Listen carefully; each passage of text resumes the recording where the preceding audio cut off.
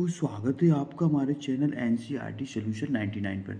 बच्चों, हमें आशा है आप अच्छे होंगे, स्वस्थ होंगे और आपकी पढ़ाई अच्छे से चल रही होगी। बच्चों, आपको पता है कि जो है 3 फरवरी को कक्षा 11वीं का हिंदी विषय का पेपर है बच्चों। एमपी बोर्ड एग्जाम 2025 के अंतर्गत कक्षा 11वीं का हिंदी विषय का पेपर बच्चों 3 फरवरी को है ये। तो बच्चों, इसके लिए कुछ महत्वपूर्ण प्रश्न लेके आया हूँ जो आपकी प्रश्न पत्र में बच्चों हूबहू ये प्रश्न दिखाई देंगे। आप इन प्रश्नों को एक बार देख के जरूर जाएं बच्चों, और ये इसमें 100% बच्चों प्रश्न इसी में से पूछे जाएंगे। तो बच्चों देखते हैं इन प्रश्नों को। तो बच्चों वस्तुनिष्ठ प्रश्न है बच्चों। तो पहला प्रश्न है बच्चों, नमक का दरोगा कहानी का प्रकाशन वर्ष क्या है? तो बच्चों आपको याद रखना है कि नमक का दरोगा मुंशी प्रेमचंद की कहानी है और इसका प्रकाशन वर्ष बच्चों 1914 है। कब है बच्चों प्रकाशन वर्ष? 1914। इसके बाद बच्चों दूसरा महत्वपूर्ण क्वेश्चन देखते हैं, हिंदी का प्रथम उपन्यास माना जाता है। तो बच्चों हिंदी का प्रथम उपन्यास परीक्षा गुरु को माना जाता है और इसका जो है बच्चों लेखक है लाला श्रीनिवास दास। तीसरा महत्वपूर्ण क्वेश्चन है बच्चों, सीधे सीधे बरसात से मिलने वाले पानी को कहते हैं।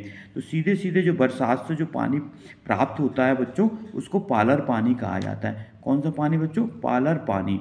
इसके बाद बच्चों नेक्स्ट क्वेश्चन देखते हैं, किसी भी फिल्म या धारावाहिक की कथा को क्या कहा जाता है? तो किसी भी फिल्म या धारावाहिक की कथा को बच्चों पटकथा कहा जाता है। क्या कहा जाता है? पटकथा। इसके बाद बच्चों गलता लोहा कहानी में गोपाल सिंह कौन सा कार्य करते थे? तो बच्चों गलता लोहा शेखर जोशी की कहानी है। इसमें जो गोपाल सिंह बच्चों दुकानदार थे। क्या थे? दुकानदार थे। इसके बाद बच्चों नेक्स्ट क्वेश्चन देखते हैं, मधुबनी चित्रकला किस प्रांत की है? तो मधुबनी चित्रकला बच्चों मिथिला प्रांत की है।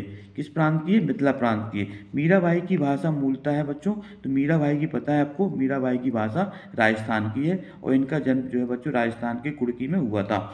इसके बाद बच्चों अगला महत्वपूर्ण क्वेश्चन देखते हैं, गलता लोहा पाठ के लेखक है शेखर जोशी। इसको याद रखना बच्चों, गलता लोहा जो पाठ है इसके लेखक बच्चों शेखर जोशी है। बच्चों ये बहुत महत्वपूर्ण क्वेश्चन है जो आपके पेपर में हूबहू दिखाई देंगे, इसलिए इन प्रश्नों को बच्चों एक बार देख कर जाएं। इसके बाद बच्चों है, रचना के आधार पर वाक्य के प्रकार होते हैं। तो बच्चों रचना के आधार पर वाक्य 3 प्रकार होते हैं, जबकि बच्चों अर्थ के आधार पर आपको याद रखना है, अर्थ के आधार पर 8 प्रकार के होते हैं। तो रचना से बच्चों 3 प्रकार और आज से बच्चों 8 याद रखना अर्थ के आधार पर। इसके बाद किसी सामग्री से उसकी अशुद्धियों को दूर करना उसे पठनीय बनाता है। तो बच्चों जब किसी सामग्री, जब कोई न्यूज़पेपर है उससे बच्चों जो अशुद्धियाँ होती हैं उनको दूर करके जब कोई पाठक उनको पढ़ने योग्य बनाता है तो वो कार्य कहलाता है बच्चों संपादन का कार्य है। किसका कार्य बच्चों? संपादन। तो आपको इसको भी नोट डाउन कर लेना है। ये बच्चों आप अभिव्यक्ति और माध्यम से लिया गया क्वेश्चन है।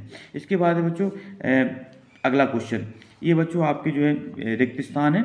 तो रिक्त स्थान में बच्चों पहला है, आरोह में संकलित मीरा के पद ये लिए गए हैं। तो बच्चों मीरा के पद लिए गए आपकी मीरा पदावली से। किससे लिए गए बच्चों? मीरा की पदावली। बच्चों मीरा पदावली मीरा जी की रचना है बच्चों, उसमें नरसिंह जी का मायरा और राग सोरठा के पद गीत गोविंद और मीरा पदावली। तो बच्चों जो मीरा के पद हैं वो मीरा पदावली से लिए गए हैं। इसके बाद एक काल कलाओं के लिए स्वीकृत स्वर्णयुग माना जाता है। तो बच्चों कौन सा जो है कलाओं के लिए स्वर्णयुग माना जाता है? तो बच्चों गुप्त काल जो वो हिंदी साहित्य का स्वर्णयुग माना जाता है। इसके बाद बच्चों ऑल इंडिया रेडियो की स्थापना कब हुई? तो ऑल इंडिया रेडियो की स्थापना बच्चों 1936 में हुई। आपको इसको नोट डाउन करना है। ऑल इंडिया रेडियो की स्थापना AIR। तो बच्चों इसकी स्थापना कब? 1936 में।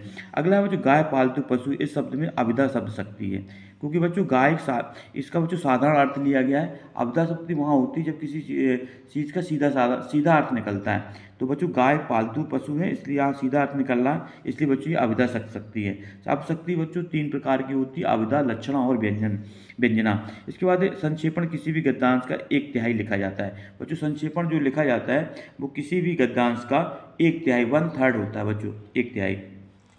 रीतिकाल कवि बच्चों कौन है? देव, सूरदास और नाभादास। तो बच्चों रीतिकाल कवि बच्चों देव हैं और इनका पूरा नाम था बच्चों देवदत्त। तो इसका राइट आंसर बच्चों देव है। देव का पूरा नाम क्या था बच्चों? देवदत्त।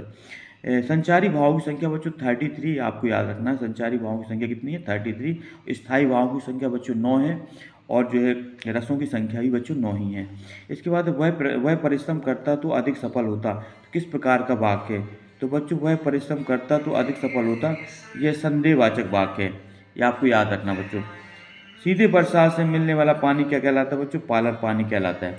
ठीक है बच्चों। इसके बाद संचार प्रक्रिया में प्राप्तकर्ता की प्रक्रिया फीडबैक कहते हैं। तो संचार प्रक्रिया में प्राप्तकर्ता की प्रक्रिया क्या कहलाती है बच्चों? संचार प्रक्रिया में जो प्राप्तकर्ता की प्रक्रिया होती है बच्चों, फीडबैक कहलाती है। फीडबैक को बच्चों प्रतिपुष्टि या प्रतिक्रिया भी कहा जाता है। अगला है मर्सिया का अर्थ क्या होता है बच्चों? तो मर्सिया का अर्थ होता है बच्चों शोक गीत। क्या होता है? शोक गीत। इसको आपको याद रखना है। इसके बाद है नेक्स्ट क्वेश्चन देखते हैं बच्चों।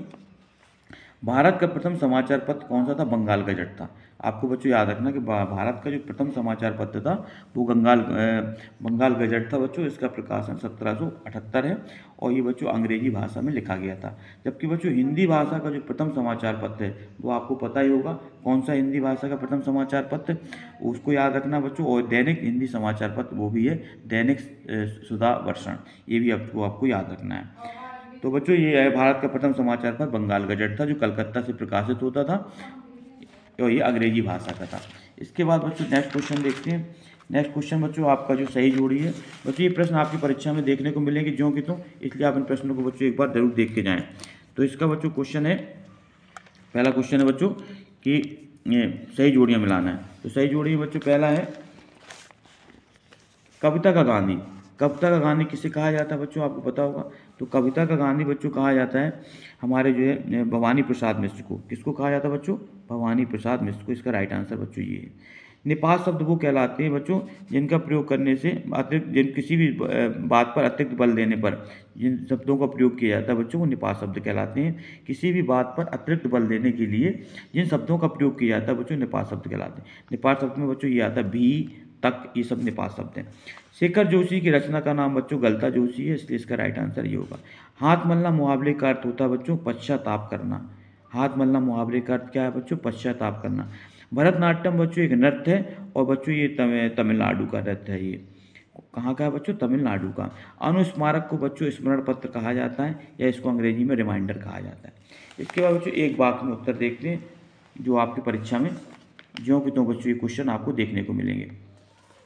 पहला बच्चों निपात शब्द किसे कहते हैं? तो अभी बताया बच्चों किसी भी बात पर अतिरिक्त बल देने के लिए, किसी भी बात पर अतिरिक्त बल देने के लिए जिन शब्दों का प्रयोग किया जाता है बच्चों वो निपात शब्द कहलाते हैं।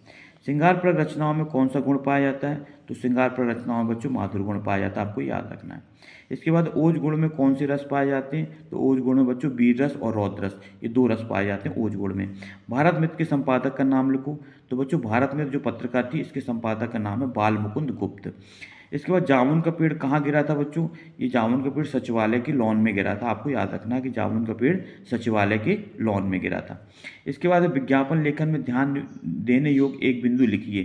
तो बच्चों विज्ञापन जब भी कोई विज्ञापन को बच्चों अंग्रेजी में एडवर्टाइजमेंट कहा जाता है, तो इसमें जो ध्यान देने योग्य एक महत्वपूर्ण बिंदु है बच्चों, ये इस तरह विज्ञापन लिखना चाहिए कि बच्चों जिससे कि लोगों को कैसा लगे?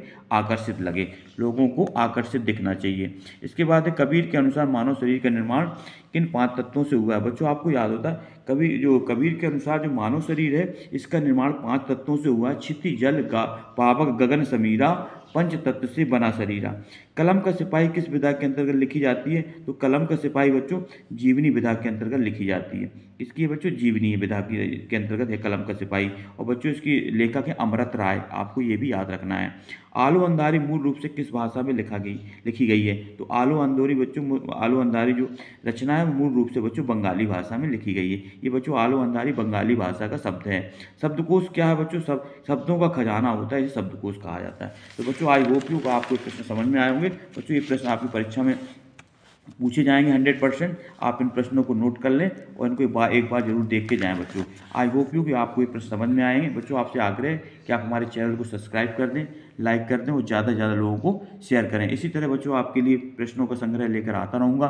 तब तक के लिए बच्चों आपको जय हिंद, जय भारत बच्चों।